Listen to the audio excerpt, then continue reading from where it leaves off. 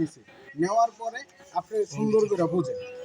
তারপরে এই জমির মধ্যে আমার ওই এনামুল মুন্সির যে ম্যানেজার আছিল আর ওই সুমনে আছিল, ওই আমার বাইশটা, আর ওই ম্যানেজারটা আমার ভাই, ছোট ভাই।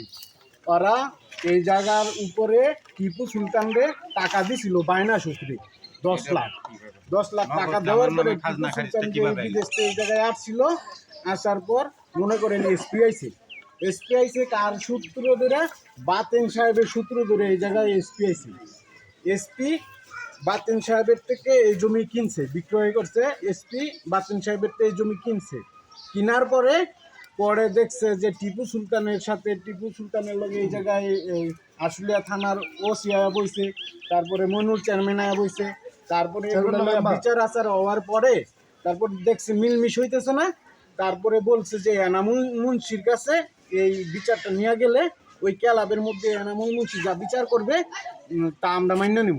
তারপর হেরা এসপি আর ওই টিপু এনামুল মুন্সির কাছে গেছে। এনামুল মুন্সির কাছে যাওয়ার পর ওই জায়গায় একটা কাগজ হয়েছে, এই জমিটা 65 লাখ টাকা বিক্রি হবে।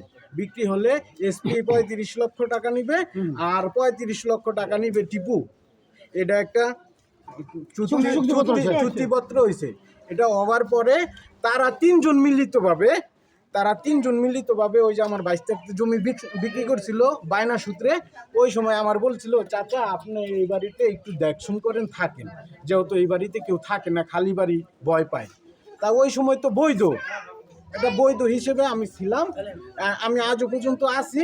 যদি এখন কেউ দাবি করেন যেটা অবৈধ না না না, আমি আপনার বোঝাইতেছি, আমি এই জায়গায় বৈধভাবে আছি। আমি এই জায়গায় আছি, আগেও ছিলাম বৈধভাবে, এখনো বৈধভাবে এই জায়গায় আছি। না না না, আপনি আমার কথা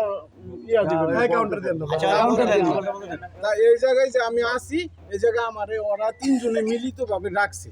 এসপি রাখছে, টিপু সুলতান রাখছে। তা টিপু সুলতান এই জায়গার মালিক, এসপি এই জায়গার মালিক, তা আর বিচারক হলো এনামুল মুন্সি।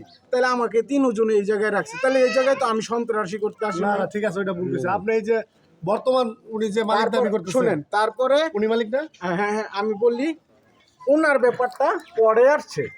টিপু সুলতানে কি করছে, একা ওনার কাছে বাড়ি বিক্রি করছে। মানে ওই যে ডিআইজি এসপির সাথে যে কাগজপত্র হয়েছে, ওর ফাঁকা দিয়া গিয়া এই জায়গায় ছিল, এই বাড়িতে ছিল। ওই টিপু সুলতান এই রুমে ছিল, আমি ওই রুমে ছিলাম, ওরা এই বাড়িতে ছিল। পরে ওরা গেছে গা, যাওয়ার পরে মনে করেন মোটর নষ্ট হয়ে গেছে গা, বকিয়া বিল আটকা ছিল, ও বকিয়া বিল আমি পরিশোধ করছি। মোটরের পাইপ বডিং গেছে গা, আমি পাইপ বোর্ডে নিচ্ছি, ওই জায়গায় আমার 10,000 টাকা খরচ হয়েছে। আমি এই জায়গায় থাকতেছি, 10,000 টাকা বড় ব্যাপার না। যে জমি কিনবে, এই জমি কিনলে তার তেনে যদি আমি মিষ্টি খাওয়ারও টাকা চাই, যে চাচা আপনি তো জমি কিনছেন, আপনি এই বাড়ি নিবেন, 22 তারিখে কিছু দিবেন না? মিষ্টি খাওয়া, আচ্ছা 22 তারিখ তো আপনি বকশিস হিসেবেও কিছু দিবেন। আচ্ছা বাবা, তোর 20,000 টাকা দিলাম, সমস্যা নেই, তুই এই বাড়িতে আসিলি, এখন থাকতেছ, আমরা কিনছি, তুমি বাবা যাই হোক 1 মাস টাইম। বিক্রি করলো কিভাবে এইটা বলো। তারপর মনে করেন ওই টিপু এনতেনে বাড়িতে গেছে গা, পরে কি 20,000 টাকা দিছে? শোনেন, এটা একটা খুশি বুঝতে পারছে। তারপর মনে করেন ওই টিপু সুলতান এনতেনি বাড়িতে গেছে গা, এই জায়গায় যে শুন নাকি আপনার এটা বুঝ পরামর্শ হয়েছে, বিচার হয়েছে। এনামুল মুন্সি একজন প্যানেল চেয়ারম্যান, তাহলে উনি ঢাকা জেলার চেয়ারম্যান, তার ওনার দাম আছে না? অবশ্যই। ওনার ক্ষেত্রে নিয়ে দেখছে যে এই জায়গায় মার্ডার হইব, দেখা যাইতেছে উনিও জমির মালিক, এই জায়গায় তো একটা মারামারি হইতেই পারে, এটা একটা সমাধান করছে। বেচারা তো কোনো অন্যায় কাজ করেনি। তারপর সে সাইনবোর্ড দেয়, সাইনবোর্ড দেয়, এটা তো কারো ব্যক্তিগত না, এটা হলো জায়েজ মামলা। এখন ওনারা জমি কিনছে টিপু সুলতানের কাছে। টিপু সুলতানে আনতে যাওয়ার পরে ওনার 17 লাখ না 20 লাখ টাকা নিছে, এই পর্যন্ত আমি জানি। নেওয়ার পরে টিপু সুলতানের টেনে হেরা জমিটা নিছি। এখন হেরা বলতেছে হ্যাঁ মুখের সাক্ষী যে আমরা খারিজ করছি, দলিল করছি, পর্চা করছি, নকশা করছি, সব কিছু করছি।